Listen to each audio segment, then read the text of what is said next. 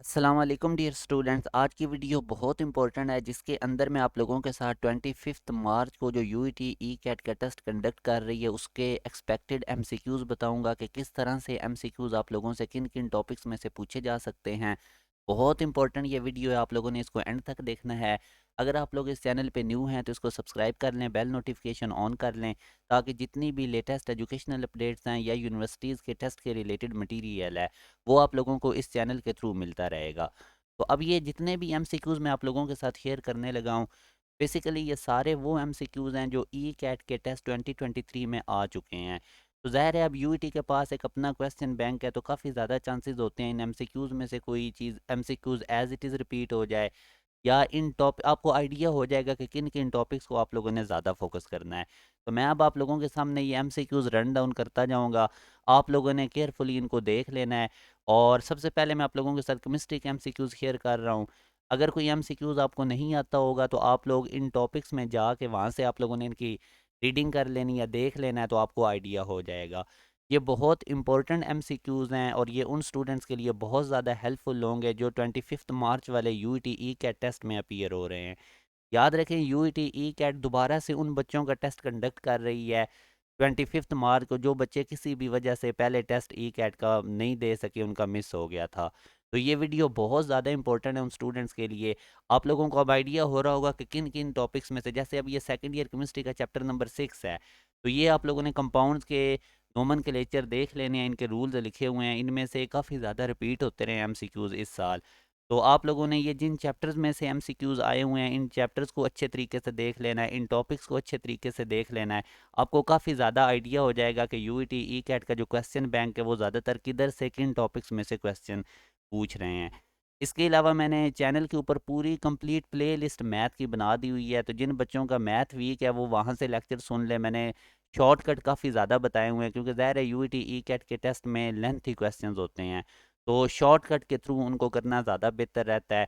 और chapter number 4 second year math का और chapter number 6 second year math का, जिस तरह और chapter number 7 8 first year math का, ये इंपॉर्टेंट चैप्टर्स हैं, इनको आप लोगों ने अच्छे तरीके से देख लेना है। मैंने वन शॉट वीडियोस बनाई हुई हैं, जैसे कि ट्रिग्नोमेट्री मैंने एक ही वीडियो के अंदर कंप्लीट कवर की हुई है।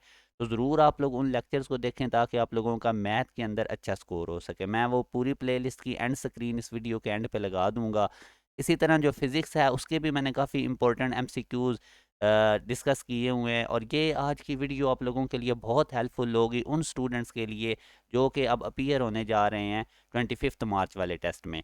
अब ये कुछ फिज़िक्स के एमसीक्यूज़ हैं, तो ये आप लोगों ने केयरफुली इनको देख लेना है। अब जितने जितने ऑप्शन मुझे पता थे वो मैंने लिख दिए हुए हैं नीचे, मगर आप लोगों को स्टेटमेंट पढ़ के काफ़ी ज़्यादा आइडिया हो जाएगा। जैसे कि इस इक्वेशन में से भी क्वेश्चन आए हुए थे, x equal to x naught sine omega t, energy stored in capacitor inductor, capacitor और इंडक्टर वाले टॉपिक्स बहुत ज़्यादा इंपॉर्टेंट है, आप लोगों ने इनको बड़ा केयरफुली देखना है। इसी तरह रजिस्टर के कॉम्बिनेशन, कम्प्लेक्स डायग्राम वाले तो नहीं आए इस साल, मगर ये है कि उन्होंने इसमें से क्वेश्चंस पूछे हुए थे स्टेटमेंट बना के, तो ज़्यादा थ्योरेटिकल फिजिक्स में से क्वेश्चंस आ रहे हैं। तो आप लोगों ने कोशिश करनी है फार्मूलाज न्यूमेरिकल छोटी स्टेटमेंट वाले ज़रूर करने हैं, क्योंकि बाज़ औक़ात वो थ्योरी बना देता है न्यूमेरिकल बेस एमसीक्यूज़ के अंदर भी। और पावर लॉसेज इन ट्रांसफार्मर आपने देख लेना। डॉपलर इफेक्ट बड़ा इंपॉर्टेंट है, खुसूसन इसमें एक ऐसे केस में से उन्होंने एमसीक्यूज पूछा हुआ था जब सोर्स और ऑब्जर्वर दोनों एक दूसरे की तरफ मूव करते हैं।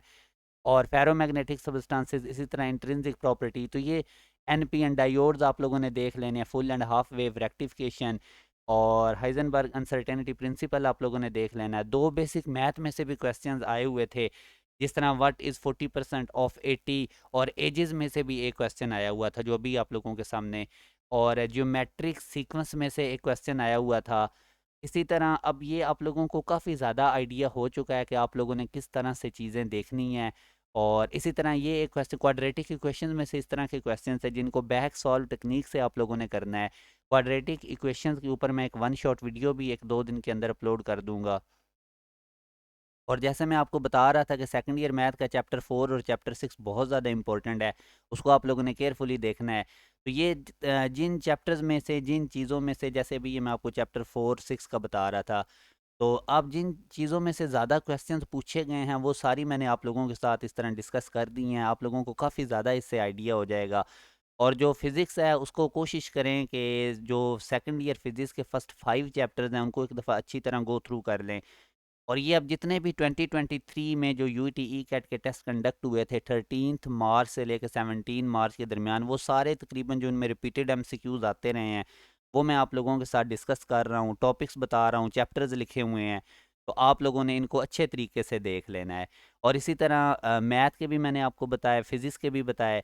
तो इंशाल्लाह आप लोग इसकी प्रिपरेशन करें। और मैंने मेरे चैनल की प्लेलिस्ट में आप चले जाएं, वहाँ से आपको काफ़ी ज़्यादा मटेरियल मिलेगा। ई कैट प्रिपरेशन के नेम से चैनल की प्लेलिस्ट होगी, और वो मैं एंड स्क्रीन भी लगा देता हूँ, तो उससे भी आप लोगों को काफ़ी ज़्यादा आइडिया मिलेगा। तो ये मिक्स अप एमसीक्यूज़ ही हैं सारे, फिज़िक्स मैथ केमिस्ट्री के, जो मैंने आप लोगों के साथ शेयर किए हैं। तो बहुत इंपॉर्टेंट ये एमसीक्यूज़ हैं। और ई कैट का टेस्ट भी इसी तरह ही आ रहा है कि उसमें भी एमसीक्यूज़ मिक्स अप होते हैं। फ़र्ज़ करें कि एक फिज़िक्स का है तो उसके फ़ौरन बाद केमिस्ट्री का एमसीक्यूज़ आ जाएगा, मैथ का एमसीक्यूज़ आ जाएगा। एनर्जी स्टोर्ड इन कैपेसिटर वाला बड़ा इंपॉर्टेंट टॉपिक है, इसको आप लोगों ने बड़ा केयरफुली देखना है। तो ये अब मैंने आप लोगों के साथ मैक्सिमम एमसीक्यूज़ डिस्कस किए हैं जो 13 मार्च से 17 मार्च में ई कैट के टेस्ट के दरमियान आते रहे हैं।